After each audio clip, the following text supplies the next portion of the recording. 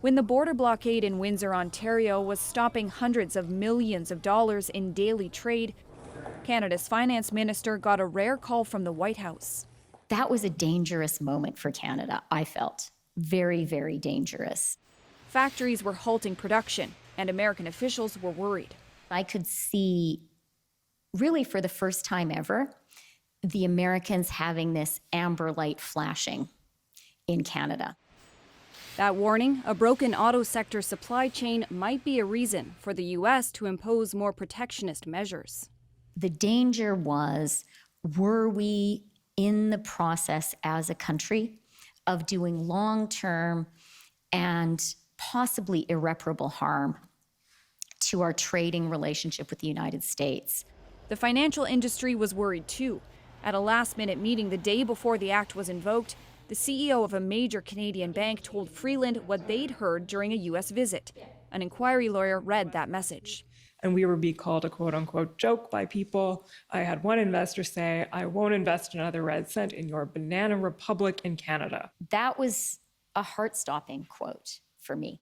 But civil liberties lawyers argued economic harm is not grounds for a national emergency, and that blockades at the borders had been cleared in the days before the act was invoked. I put it to you, Minister, that the federal government had to show the USA that they were in control, and that explains why the Emergencies Act was invoked, despite the fact that, for example, the Ambassador Bridge was cleared and open to traffic. No, I wouldn't agree with that characterization. The inquiry also heard from the Prime Minister's staff on the decision to end the Emergencies Act 10 days after it was invoked. They revealed the RCMP wanted to keep using its powers for several more weeks. They argued that they should stay in place for a period longer in order to prevent additional blockades from starting or from people from returning to the ones that existed. So, Marina, we have information coming out of this inquiry, but I think a lot of people argue there isn't enough about the government's decision-making process. There are thousands of documents in this inquiry. Some that might give more details into the decision to invoke the act are emails and texts between senior government staff.